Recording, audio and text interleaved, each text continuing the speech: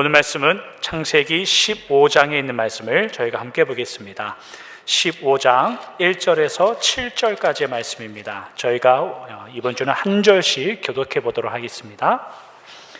창세기 15장 1절에서 7절까지의 말씀을 한 절씩 교독하고 마지막 7절은 한 목소리로 함께 읽도록 하겠습니다. 15장 1절에서 7절 한 절씩 교독하고 마지막 절은 함께 읽겠습니다. 이후에 여호와의 말씀이 환상 중에 아브라함에게 임하여 이르시되 아브라함아 두려워하지 말라. 나는 네 방패요 너의 지극히 큰 상급이니라. 아브라함이 이르되 주 여호와여 무엇을 내게 주시려 하나이까. 나는 자식이 없사오니 나의 상속자는 이 다메섹 사람 엘리에셀이니이다. 아브라함이 또 이르되 주께서 내게 씨를 주지 아니하셨으니 내 집에서 길린 자가 내 상속자가 될 것이니이다. 여호와의 말씀이 그에게 임하여 이르시되 그 사람이 네 상속자가 아니라 네 몸에서 날 자가 네 상속자가 되리라 하시고 그를 이끌고 밖으로 나가 이르시되 하늘을 우러러 무뼈를 셀 수 있나 보라. 또 그에게 이르시되 네 자손이 이와 같으리라. 아브라함이 여호와를 믿으니 여호와께서 이를 그의 의로 여기시고 함께 읽겠습니다. 또 그에게 이르시되 나는 이 땅을 내게 주어 소유를 삼게 하려고 너를 갈대아인의 우르에서 이끌어낸 여호와니라. 아멘. 앞뒤자로 인사하고 시작하도록 하겠습니다. 안녕하십니까. 요즘에 감기, 몸 건강 굉장히 쉽지 않은 그런 계절 환절기입니다. 여러분들 몸 건강 유의하시고 특별히 어르신들은 건강에 유의하시길 바랍니다. 오늘은 15장 1절부터 7절에 있는 말씀으로 하나님 아브라함과 하나님의 나라 여섯 번째 말씀을 저희가 나누도록 하겠습니다. 아브라함은 하나님께 선택을 받아서 갈대아 본토 친척 아비집을 떠나 현재 가나안 땅에 정착하여 살고 있습니다. 세월이 어느 정도 흘렀을까를 생각하면 16장 3절 마지막 부분 이런 데 보면 아브라함이 가나안 땅에 거주한 지 10년 후였더라 이렇게 말합니다. 그런 의미에서 보자면 오늘 15장의 아브라함은 가나안 땅에 거주한 지 10년이 되었다라고 할 수는 없지만 더 이상 가나안 땅이 낯선 그런 신출내기 이방인이 아니란 뜻입니다. 한국 속담에 10년이 지나면 강산도 변하는데 아브라함이 가나안 땅에 거한 지 10년 정도 이제 다 되었다라는 것은 이제 오랜 기간이 흘렀다 이런 뜻이죠. 근 10년이 다 되어가는 이런 기간 동안 아마도 아브라함은 하나님께서 나를 부르셨는데 그 부르심의 의미가 무엇인가? 큰 민족과 후손이 많아진다고 했는데 그 의미가 무엇이겠는가? 아마도 그의 생각도 함께 깊어지고 있지 않았나 이제 그런 생각을 합니다. 이런 생각을 가지고 오늘 본문을 저희가 읽으면 아브라함의 인생에 있어서 굉장히 중대한 변화를 만나게 됩니다. 어떠한 변화이냐면 아브라함이 드디어 하나님과 대화를 시작합니다. 그 전까지는 대화한 적이 없습니다. 적어도 성경에 기록된 것을 토대로 이야기한다면 이전까지는 하나님과 아브라함 사이에 있었던 대화는 한 번도 없었죠. 보통은 하나님의 일방적인 지시가 있으면 아브라함은 거기에 지시에 따른 것, 예를 들면 창세기 12장에 너는 아버지 본토 친척 그 집을 떠나라 했을 때 아브라함은 그냥 떠납니다. 13장 같은 데 넘어오면 너는 일어나 종과 횡, 동서남북을 바라보아라. 내가 그 땅을 다 너와 너의 후손에게 주겠다라고 하여서 아브라함은 헤브론 땅으로 이동하여 거기에 장막을 치고 삽니다. 이런 내용들은 아브라함이 처음부터 하나님께 토를 달지 않을 만큼의 깊은 신앙을 가지고 있었다가 아닌 우리가 지금까지 확인해 본 것은 그저 하나님께 대한 두려움과 복종에 관한 문제였다 그런 겁니다. 그랬던 아브라함이 가나안 땅에 정착하고 10년 정도 흐를 때쯤이 되어서는 이런저런 여러 가지 사건을 겪은 이후에는 하나님에 대한 생각과 이해가 조금씩 깊어짐에 따라 이제는 자신의 생각을 하나님께 말하기도 하고 묻기도 했다. 하나님과 대화하는 그런 깊이 정도, 굉장히 깊다라는 것은 아니지만 그래도 자신의 마음을 하나님께 묻기도 하는 시기가 되었다라는 그런 내용이 우리에게 참 중요함으로 다가온다 이거죠. 오늘 저희가 읽은 이 창세기 15장 1절에서 7절의 말씀은 아브라함의 상속자에 관한 이야기, 그리고 아브라함이 하나님을 믿음에 하나님께서 이의 일을 그의 의로 여겼다라는 대목입니다.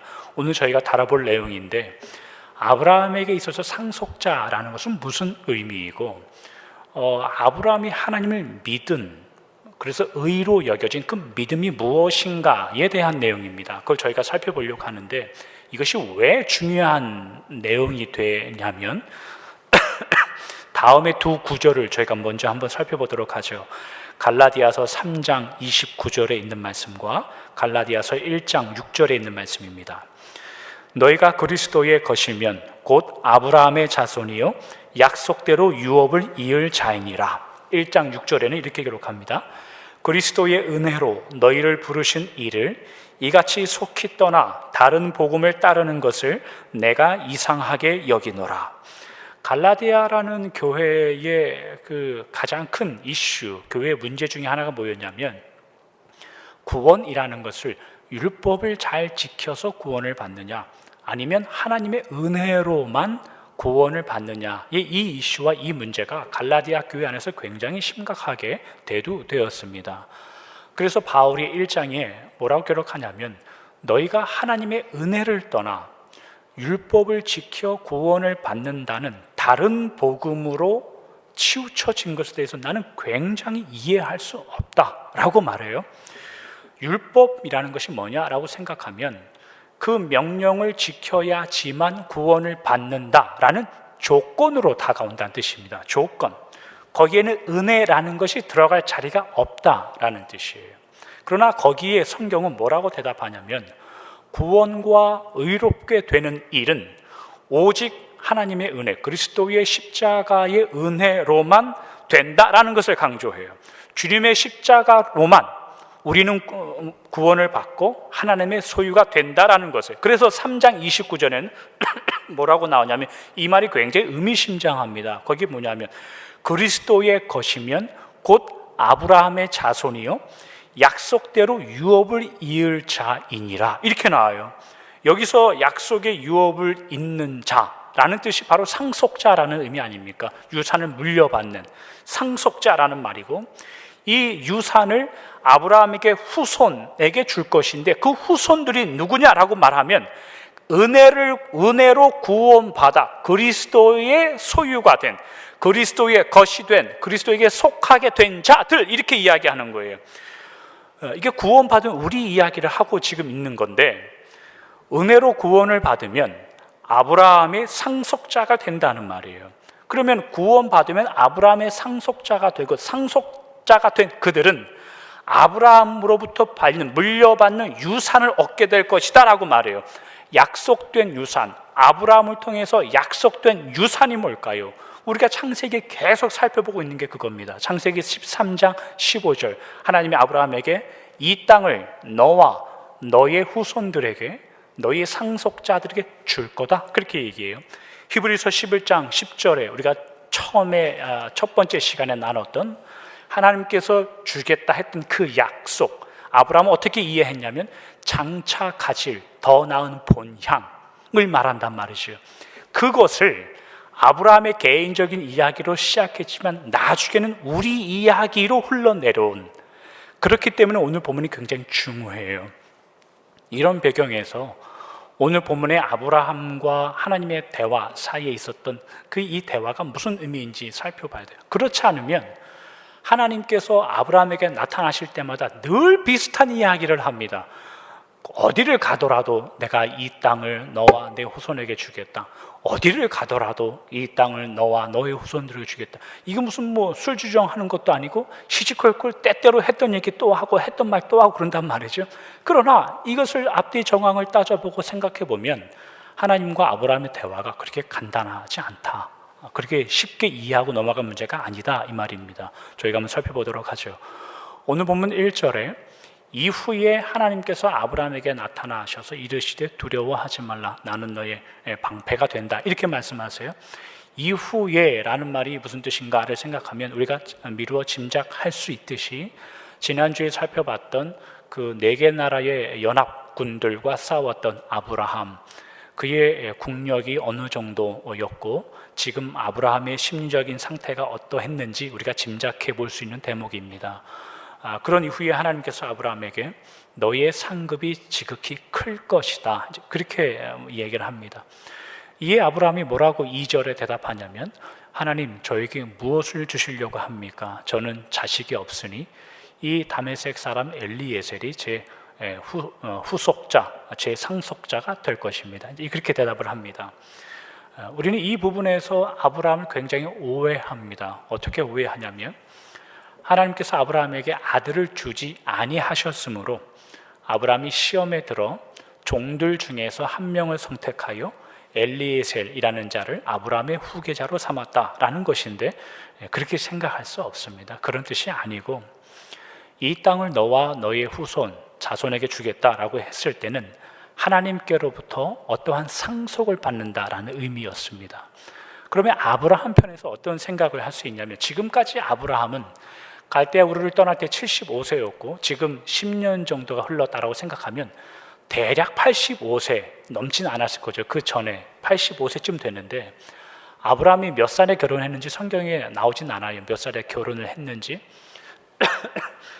다만 추측은 할 수 있는데 지금 그런 걸 증명하는 시간은 아니니까 추측컨대 아마도 아브라함은 결혼한 지 40년, 적어도 40년 이상은 흘렀을 거다 생각합니다. 그러면 결혼한 지 40년 동안 자식이 없는 사람입니다. 아브라함은 한 부족 국가의 왕과 지도자로서 40년 이상 동안 아들이 없고 후손이 없으면 그 당시에 왕이 선택할 수 있는 대안은 2가지밖에 없어요. 첫 번째는 이 아내 말고 다른 아내, 다른 후궁을 맞이하여서 내 상속자를 대를 이어가야지만 돼요. 이게 오늘날 윤리로 따져서 어떻게 그럴 수 있느냐 이런 문제가 아니라 대한민국의 역사를 보더라도 후궁들이 많았어요. 그런 후궁들 사이에 어떤 전쟁이 일어나냐면 결국은 내 아들이 왕을 삼아서 패권을 지으려고 하는 그런 게 고대 사회일수록 자연스러운 거란 말이죠. 만약 그렇지 않으면 2번째 대안은 뭐냐면 종들 중에서 내 후계자가 될 만한 사람을 미리 선택하여 훈련하고 교육을 시키고 지도자 교육을 합니다. 그래서 내 상속자가 될 만큼 그렇게 데려가는 거예요. 그게 그 중에 그 사람들이 살던 시대의 마땅한 모습이에요. 근데 아브라함은 2번째를 선택했다는 뜻이에요. 어릴 때부터 엘리에셀을 선택하여 지도자가 될 수 있는 교육을 시키고 경험을 시켜서 후계자로 삼았다는 이야기예요.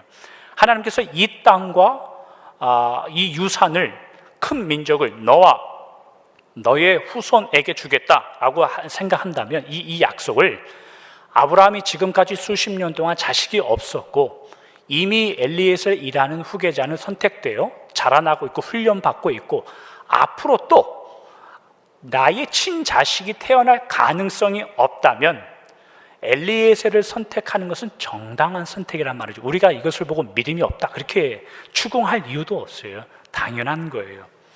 그러나 이러한 아브라함의 대답에 오늘 보면 4절에 하나님께서 나타나셔서 뭐라고 대답하냐면 아니다 아브라함아 네 몸에서 태어날 자가 너의 후손이 될 것이다 그렇게 말씀을 하세요. 저희가 2주 후에 살펴보겠지만 그래서 창세기 16장으로 넘어가면 아브라함이 아내 사레가 아닌 사레의 여종이었던 하갈을 통해서 이스마엘이라는 아들을 낳습니다. 이 대목에서 우리가 또 아브라함을 굉장히 죽일 놈처럼 생각하는데 그렇게 쉽게 끝내버리면 안 돼요. 불신앙이 아니라 반드시 네 몸에서 태어날 아들이 너의 상속자가 될 것이다 라고 했을 때는 반드시 사라에게서 태어나야 된다는 의미로서 하나님 주시는 대답이 아닙니다. 그것은 구약에 있을 때 족보의 특징은 뭐냐면 아브라함이 이삭을 낳고 이삭이 야곱을 낳는다는 뜻이에요.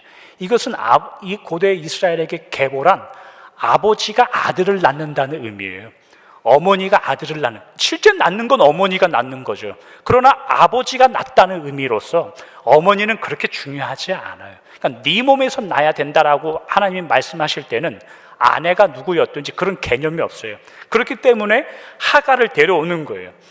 16장 3절에 가면 사레의 여종 하갈을 첩으로 주었다, 이런 표현이 나오는데, 첩이라는 히브리어 단어가 이샤라는 말인데, 이샤는 여자라는 뜻도 있고 아내라는 뜻도 있어요. 그러니까 하나님께서 그런 약속을 주셨을 때 아브라함이 그러면 다른 아내를 맞자라고 하여서 사레와 의논하는 가운데 사레에 가까운 여종을 아내로 줬다는 뜻이에요. 16장에 가면 저희가 자세히 살펴보겠지만, 그러나 어쨌거나 그것조차 하나님이 거부하십니다. 16장에 넘어가면. 어찌됐든 이런 대화 이후에 하나님께서 아브라함을 밖으로 불러내셔서 하늘의 별을 봐라, 너의 후손이 이렇게 많아질 것이다, 이런 약속을 주십니다. 그러자 오늘 보면 6절에 보니까 이런 구절이 등장하죠. 아브라함이 여호와를 믿으니 여호와께서 이를 그의 의로 여기시고, 라는 단어가 나와요. 오늘 저희가 이 짧은 한 구절밖에 되지 않지만 굉장히 집중해서 보려고 하는 중요한 구절입니다. 아브라함의 인생뿐만이 아니라 창세기 1장부터 시작해서 믿음이라는 단어가 처음 등장하는 구절이에요. 성경 전체에 걸쳐서 첫 번째로 등장하는 믿음이 거기에 나와요. 이게 어떻게 아브라함에게 있어서 역사적인 순간이고, 아브라함과 하나님의 나라를 우리가 계속 묵상하고 주일마다 말씀을 나눌 때에 이게 왜 역사적인 굉장히 중요한 구절인지 결론부터 말씀드리도록 하겠습니다. 결론을 제가 적어왔는데 틀리지 않기 위해서, 토시 하나 안 틀리기 위해서 제가 읽도록 하겠습니다. 믿으니라는 그 의미가 뭐냐면, 아브라함의 인생이 두려움에서 시작하고 세상의 조직과 힘을 걷어내고 그 이후에 막연하게나마 배운 작은 것의 실천, 지금까지 걸어온 모든 과정들이 아브라함 그가 만들어낸 결과가 아닌 하나님의 은혜 속에 이루어졌음을 공포하는 표현이 믿는다라는 뜻입니다. 다시 설명해 드리도록 하겠습니다. 지금 하나님을 믿는다라는 이 아브라함에 대한 이 성경의 기록이, 아브라함 그가 지금껏 걸어온 이 인생이 아브라함의 본인의 의지와 다짐의 것들로 인하여 만들어진 결과가 아니라 하나님이 하신 수고하심과 오래 참으심으로 맺어진 결과와 열매인 것을 하나님께 인정한다는 뜻이에요. 그게 믿음이란 뜻이에요. 여러분, 지금부터 나누는 내용은 굉장히 중요합니다. 핸드폰으로 녹음하셔도 되고 반드시 설교를 다시 들으셔서 여러분들의 믿음의 인생이 어떻게 틀어지고 어떻게 방향성을 잡아야 되는 굉장히 중요한 말씀, 오늘 이것만이라도 기억하고 반드시 돌아가셔야 됩니다. 아브라함의 선택, 하나님의 인도, 하나님께서 아브라함을 통하여 하나님의 나라를 이루시는 이 방법이 처음에는 사실 하나님과 아브라함 사이의 개인적인 일이었죠. 개인적인 일이었는데 우리가 처음에 봤던 갈라디아서의 말씀, 여타 다른 성경을 더 들여다보면, 찾아보면 그것이 나중에는 하나님의 나라와 우리들, 성도들, 믿는 자들의 이야기까지 확대됩니다. 그러니까 처음에는 하나님과 아브라함의 개인적인 일로 시작했다가 나중에는 이게 더 팽창돼서 우리들의 일일이 되어버렸어요. 그래서 오늘 아브라함과 하나님 사이에 있는 이 믿음이 무엇인가를 우리가 반드시 이해해야 돼요. 여러분들도 이해하셔야 돼요. 믿음의 조상이 되는, 하나님께서 이 아브라함 나중에 아브라함으로 바뀌실 때에 믿음의 조상을 삼고 열국의 아버지로 삼고 믿음의 선조로 삼는 이 일을, 믿음이 조상이 되는 이 아브라함에게 믿음이라는 단어가 언제 어떻게 등장하는가를 우리가 주의 깊게 봐야 된다는 뜻이에요. 그가 큰 믿음을 가지고 있어서, 하나님께서 선택하신 만한 믿음을 가지고 있어서 선택되었고 고향에서 떠나게 되었다라는 것이 아닌 것을 우리가 지난 시간에 5번에 걸쳐서 확인했어요.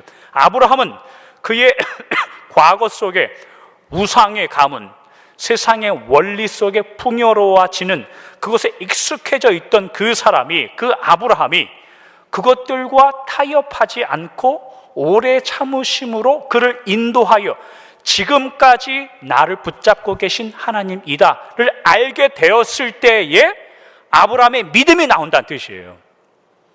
다시 설명하면 오늘 굉장히 중요한 이야기라 제가 말을 천천히 할 겁니다. 아브라함의 처음부터 갈대아 우르에서 떠날 때부터 믿음이란 단어를 하나님은 사용하지 않습니다. 언제 믿음이란 단어를 사용하냐면 10년 정도가 지난 다음에 아브라함이 몇 개를 깨달아 하나님과 대화하기 시작하는 그 순간에 아브라함의 믿음이라는 것이 등장한단 말입니다. 이걸 저희가 좀 더 살펴보도록 하죠. 로마서 4장으로 한번 가보시길 바랍니다. 로마서 4장 2절부터 4절에 있는 말씀입니다. 만일 아브라함이 행위로서 의롭다 하심을 받았으면 자랑할 것이 있으려니와 하나님 앞에서는 없느니라. 성경이 무엇을 말하느냐? 아브라함이 하나님을 믿음에 그것이 그에게 의로 여겨진 바 되었느니라. 일하는 자에게는 그 삭시 은혜로 여겨지지 아니하고 보수로 여겨지거니와. 이렇게 기록해요.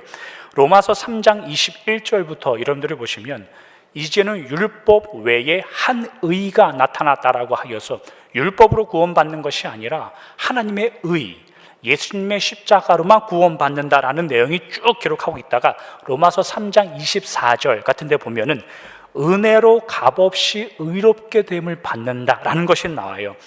은혜로 구원받음을 설명하다가 로마서 4장에 가면 사도 바울이 아브라함을 예를 들어서 설명하고 있어요. 근데 아브라함을 예를 들어서 설명하고 있는 그 첫 구절이 뭐냐면 오늘 저희가 읽었던 본문 창세기 15장 6절이란 말이에요. 어떻게 기록하냐면 3절, 로마서 4장 3절에 성경이 무엇을 말하느냐? 아브라함이 하나님을 믿음에 의롭다 여겨졌다 이렇게 기록해요. 이 말은 아브라함이 믿은 것이 행위냐 아니면 다른 조건이냐 2절에 그렇게 말해요. 2절 만일 아브라함이 행위로서 의롭다 하심을 받았으면 이 말은 아브라함이 믿어서 의롭게 여겨진 이것이 어떤 아브라함이 믿었던 행위의 결과냐 다른 것이냐 그걸 물어요. 제가 여러분들에게 질문 한번 해볼까요? 여러분들이 나는 예수님을 믿습니다 라고 말할 때 여러분들의 고백이 여러분들이 내가 예수님을 믿겠다고 하는 의지의 결정입니까? 아니면 다른 요인이 그 안에 있습니까? 그 질문이에요. 이게 대답하실 필요는 없고 생각을 하시라 이겁니다. 그래서 4절에 뭐라고 나오냐면 이 화면에 있는 만일 아브라함이 하나님을 믿음에 할 때에 이 믿는다는 것이 아브라함의 선택, 행위에서 비롯된 결과라면 그가 의롭게 됐다는 말은 일하는 자에게 주시는 보수와 대가이지 은혜가 아니다 이렇게 말하는 거예요. 은혜가 아니다.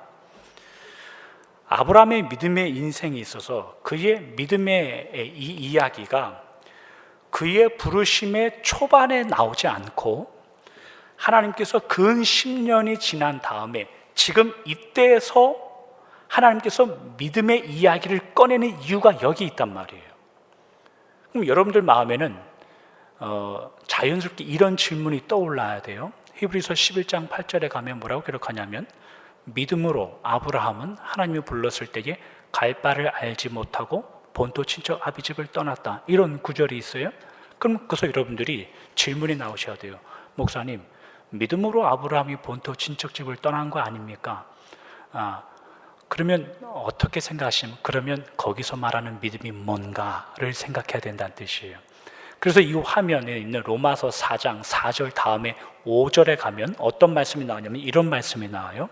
로마서 4장 5절 이를 아니할지라도 경건하지 아니한 자를 의롭다 하시는 이를 믿는 자에게는 그의 믿음을 의로 여기시나니 이런 표현이 나와요. 이 구절의 순서를 잘 들여다보시기 바랍니다. 먼저 이를 아니할지라도가 나와요. 이 말은 믿음을 가질 만한 일이 없을지라도 갈대아 우르에서 태어나 우상을 섬겼던 가정에 태어난 아브라함일지라도 하나님을 모르고 내 뜻과 내 생각으로 살았던 우리라 할지라도, 그 말이에요. 그 다음에 나오는 구절이 뭐냐면 경건하지 아니한 자를 의롭다 하시는 이게 하나님에 대한 설명을 하고 있는 건데, 일을 하지 않아서 은혜를 받을 만한 일을 하지 않는 우상의 가문에 태어나고 자라나고 있는 아브라함과 하나님 없이 살고 있었던 우리들에게 하나님은 먼저 나타나 의롭게 하신다라는 표현이에요. 제가 굉장히 천천히 하고 있습니다. 하나님께서 죄인들을 바라볼 때 저런 버러지 같은 것들 이렇게 보지 않는다는 뜻이에요. 하나님께서 자녀들을 바라보실 때에 저런 죽일 놈들, 이게 아니라 어찌하면 좋냐, 어찌하면 좋냐, 이렇게 바라보신다는 뜻이에요. 로마서 그 5장 7절에서 10절 여러분들이 한번 찾아보시면 예수님께서 뭐라고 기록하냐면 의인을 위해서 죽는 자들은 얼마든지 있다. 그러나 원수와 죄인을 위해서 죽는 자는 없다. 그렇게 말해요. 우리가 원수 되었을 때에, 우리가 죄인 되었을 때에 예수님께서 우리를 위하여 돌아가셨다.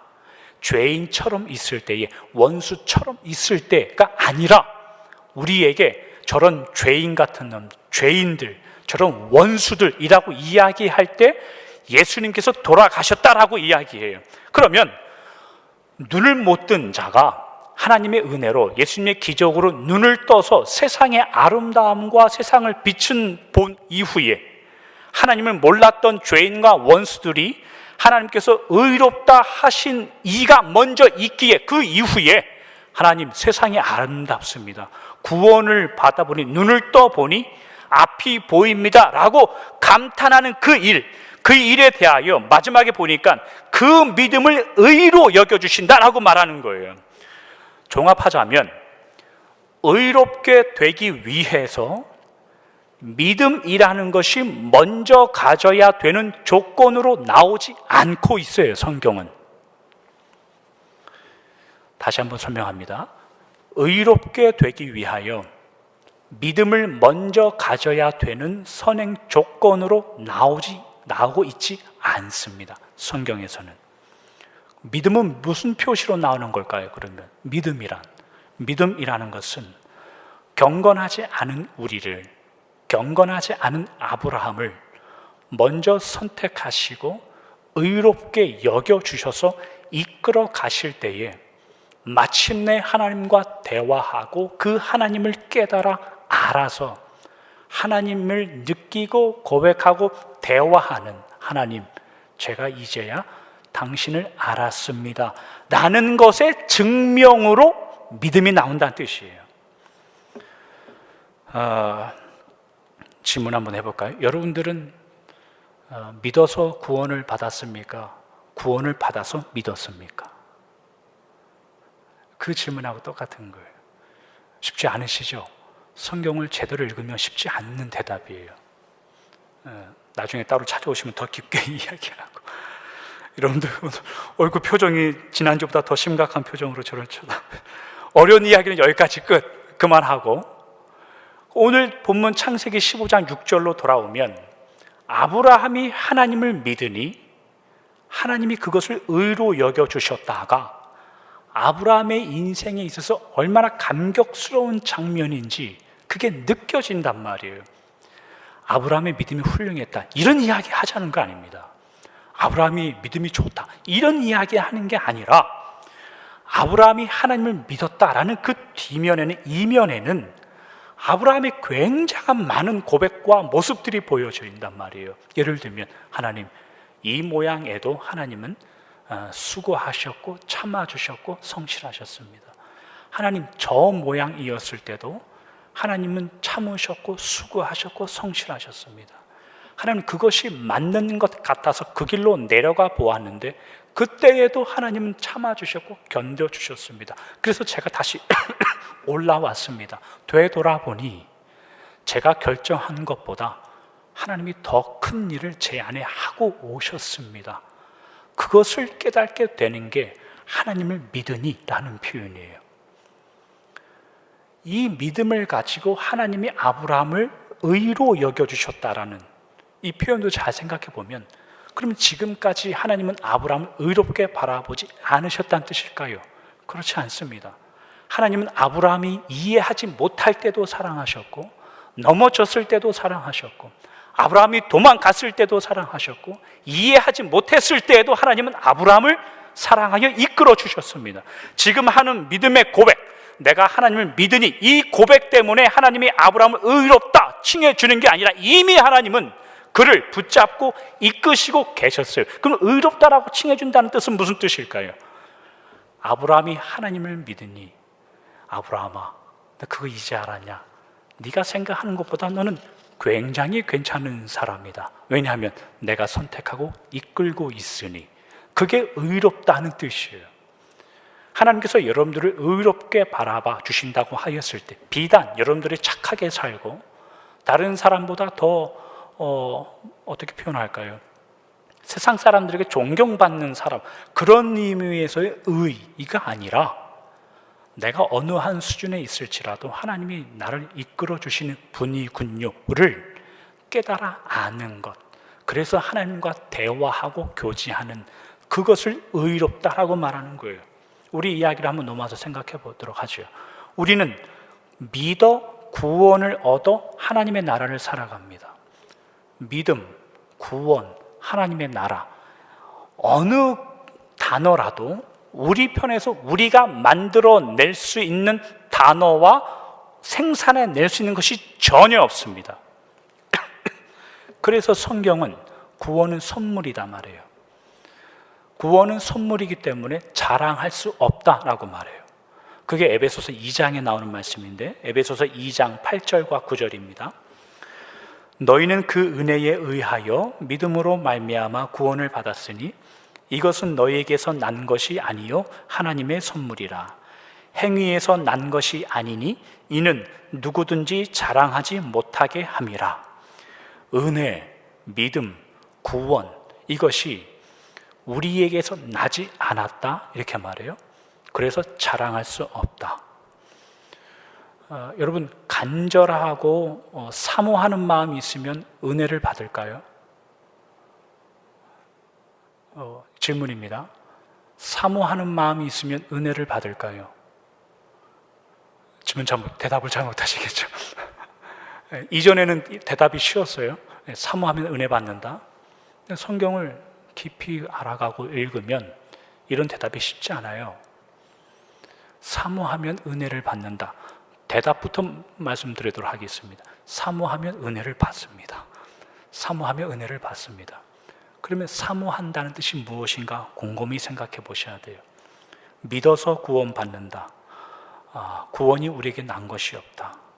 요한복음 3장에 가면 예수님과 니고데모가 대화하는 장면이 나와요. 니고데모가 거듭나야 된다라고 구원에 대해서 예수님께서 설명하니까 이해를 하지 못합니다. 그러니까 예수님께서 니고데모에게 뭐라고 이야기하냐면, 니고데모야, 거듭나야 된다는 것에 대해서 그렇게 고민하지 말아라, 그렇게 말해요. 그러니까 좋은 의미에서. 그러면서 하시는 말씀이 7절, 8절 이런 데 보면 거듭난다는 의미는 바람이 임의로 부는 것과 같다라고 말해요. 바람이 어디서 불어와서 어디로 불어가는지 우리는 알지 못한다. 구원받고 거듭남이 이와 같다, 이렇게 말해요.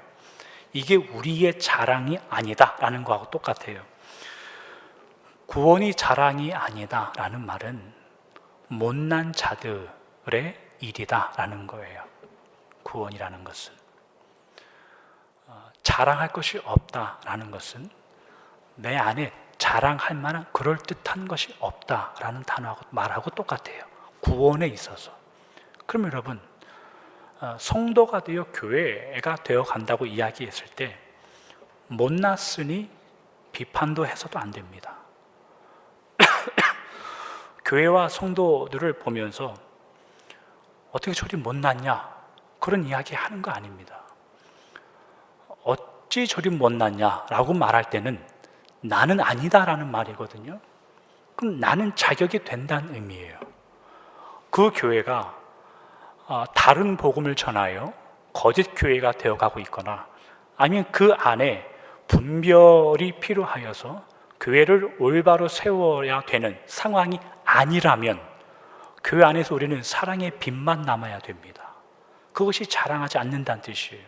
여러분, 오래전에 우리 나눴던 기억이 나는데 교회에서 깍두기를 먹어야 되는지 총각김치를 먹어야 되는지 이것 때문에 싸우는 교회가 제일 무식하고 제일 못난 교회입니다. 반찬이 짜야 되느냐 싱거워야 되느냐 이것 때문에 교회에서 분란이 일어나는 교회가 제일 멍청하고 바보스러운 교회입니다. 그런 교회가 어디 있습니까? 그거는 자격과 조건을 내 안에 내가 가지고 있다는 뜻이, 성경은 그렇게 말하지 않습니다. 비난이라는 것은 나는 그렇지 않다라는 뜻인데 비성경적입니다. 성경적이지 않습니다. 나는 그럴만하여 구원을 받을만 하다라는 생각이 있다는 뜻인데 그건 성경적이지 않습니다. 우리 모두는 자랑할 것이 없는 자입니다. 그럼 우리는 뭘 자랑하고 살까요? 교회 안에서 그냥 입 다물고 살아야 될까요? 그렇지 않습니다. 갈라디아서 6장에 가면 이런 구절이 있어요. 갈라디아서 6장 14, 15절입니다. 그러나 내게는 우리 주 예수 그리스도의 십자가 외에 결코 자랑할 것이 없으니 그리스도로 말미암아 세상이 나를 대하여 십자가에 못 박히고 내가 또한 세상을 대하여 그러하니라. 할례나 무할례가 아무것도 아니로되 오직 새로 지으심을 받는 것만이 중요하니라. 소두에 말씀드렸듯이 갈라디아라는 교회는 이 율법과 은혜라는 것이 굉장히 대치되고 있는데 그 중에 할례와 무할례에 대한 이야기, 그러니까 율법을 받아서 구약의 이스라엘처럼 우리가 교회에 다녀도 할례를 받아야 된다, 그래야 구원받는다라는 이런 거짓 교사들의 이해가 이 교회 안에 막 팽배하게 퍼지고 있는 겁니다. 그러니까 바울이 거기에 개탄하고 있는 거죠. 그러면서 하는 이야기가 뭐냐면 할례를 받고 안 받고의 문제는 둘째 문제다, 이렇게 이야기해요.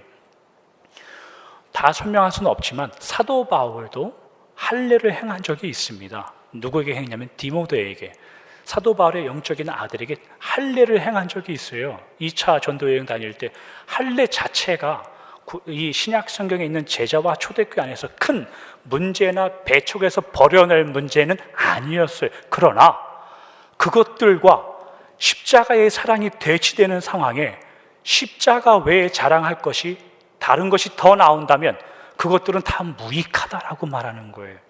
사도 바울도 세례도 주고 할례도 줬던 사람이에요. 십자가가 왜 자랑이 될까요, 여러분? 십자가는 뭔데요? 죄인된 우리가 예수님에게 당신 여기에 죽으시오라고 예수님에게 던진 거 아닙니까? 그걸 지셔야 우리가 구원받습니다, 그런 의미로 던진 것도 아니죠.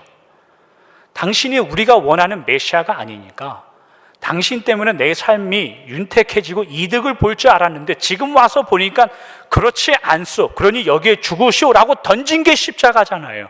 근데 주님은 우리의 비난과 조롱과 모든 것을 담아가지고 그 십자가에 돌아가셨어요. 그런데 그게 왜 능력이 되냔 말이에요. 우리의 왜 자랑이 되느냔 말이에요. 자랑이 되는 이유는 그것, 우리의 비난, 조롱, 이 모든 것을 가져다가 우리는 그렇게 예수님을 죽이고 끝나면 되는 줄 알았어요. 그러나 예수님은 그런 것을 가져다가 구원을 만들었고, 그런 것을 가져다가 비난과 조롱을 가져다가 우리를 성도로 만들었단 말이죠. 우리가 할 수 없던 그것을 예수님은 하신다. 그리고 그분이 우리 안에 있다면 그 십자가도 우리에게 능력이다 라고 말하는, 그러니까 자랑이에요. 그러니까 십자가가 자랑이 됩니다. 여러분들 왜 십자가가 여러분들이 자랑이 됩니까? 왜 십자가 목걸이 하고 다니십니까? 왜 집안에 십자가를 두고, 왜 교회에 십자가가 있어야 될까요? 그거 수치 아닙니까? 여러분들이 주님 못 박으라고 내던진 거란 말이죠. 그게 왜 능력과 감사와 자랑이라고 말합니까? 주님은 그것을 가져다가 그것으로 우리의 생명을 만들어내셨기 때문에 자랑이 되는 거예요. 오늘 아브라함과 비교하여 생각해 보도록 하죠. 믿음이라는 말씀을 정리하도록 하겠습니다. 이거 하고, 믿음이라는 것이 아브라함에게 언제 등장하냐면 그가 하나님의 뜻을 이루기 위하여 선행되는 조건으로 등장하지 않고 한참 세월이 지난 이후에 10년쯤이 돼서 하나님을 깨닫고 하나님과 대화를 시작하고 하나님의 뜻을 깊이 이해했다. 이건 두 번째 문제예요. 하나님의 뜻, 내가 지금까지 살아온 것, 내가 만들어낸 것이 전혀 없었습니다를 아브라함이 깨달아 고백하는 것, 그걸 성경은 믿음이라고 말하고 하나님은 그걸 인정해주고 의롭다라고 말해요. 그때부터 의로워지고 이전에는 의롭지 않았느냐, 그게 문제가 아니죠. 아브라함은 이미 하나님의 은혜로 의로워진 길을 걷고 있는 사람이에요. 그러나 하나님은 그 시점부터 아브라함의 믿음을 보셨다는 뜻이에요. 여러분들과 교회를 생각해 보죠. 교회는, 성도의 삶은 개차반도 이런 개차반이 없습니다. 발광을 떠는 게 교회입니다. 발광을 떠는 게, 그게 자연스럽다 이 말입니다. 그것들을 하나님께서 놓지 않으시고 수고하시고 참아내셔서 마침내 믿음이라는 아브라함의 고백을 드러내신 것처럼, 들으신 것처럼 교회를 통하여 여러분들의 믿음의 인생을 통하여 하나님도 여러분들의 믿음의 고백이라는 것을 듣고 싶어하고 드러내실 거란 말이죠. 그러기 위해서 과정이 필요해요. 시간이 필요하다는 뜻이에요. 우리가 다음 주에 그 주제가 뭐냐면, 이 8절 이후부터 나오면 뭐냐면 횃불 언약에 대한 내용이 나와요. 예수님께서 하나님께서 아브라함에게 내가 이 땅을 가질 증명이 뭡니까? 아브라함아, 재물을 가져다가 두 쪽을 내라. 그리고 하나님의 불이 임해서 그걸 태웁니다. 그런데 주는 언약의 내용이 뭐냐면 400년 후에 이렇게 시작해요. 야, 이것처럼 기가 찬 약속이 없는 거죠. 은혜를 주시고 구원을 주셨는데 시간이 필요하고 여러분들의 인생이, 과정이 필요하다는 뜻입니다. 그러니 성도가 되고 믿음을 깨닫고 증명해내는 이 일에 있어서 여러분들 교회의 십자가와 하나님의 은혜 말고는 자랑하지 말아 사시길 바랍니다. 그거 말고는 우리가 이야기하고 대화할 주제가 없어야 됩니다. 그거 말고는 여러분들이 누구인가를 드러낼 다른 근거가, 다른 것은 없습니다. 이 십자가는 뭘까요? 하나님의 성실과 수고함. 아브라함을 우르에서 본토 친척 아비집에서 꺼내온 하나님의 사랑, 그것이 여러분들 붙들고 있다는 뜻입니다. 그러니 여러분, 은혜를 가진 자처럼, 믿음을 아는 자처럼, 십자가를 지니고 사는 자처럼 돌아오는 한 주를 살아가시길 축복합니다. 다만 나는 하나님을 믿었다, 이런 이야기하고 끝내시면 안 됩니다. 그것처럼 못난 게 없습니다. 그거는 내가 믿었다, 그 이야기 하는 건데, 좀 못 믿는, 너는 왜 못 믿냐, 이것도 무식한 말입니다. 나도 믿었으니 하나님께서 너도 믿게 할 거다, 그 마음으로 사는 겁니다. 그게 성도이고, 그게 하나님의 주님의 십자가를 자랑으로 알고 지내는 성도의 길이죠. 돌아오는 한 주를 하나님의 사랑과 오직 십자가 외에는 자랑이 없는 그 길로 살아가시길 주님의 이름으로 축원합니다. 기도하겠습니다.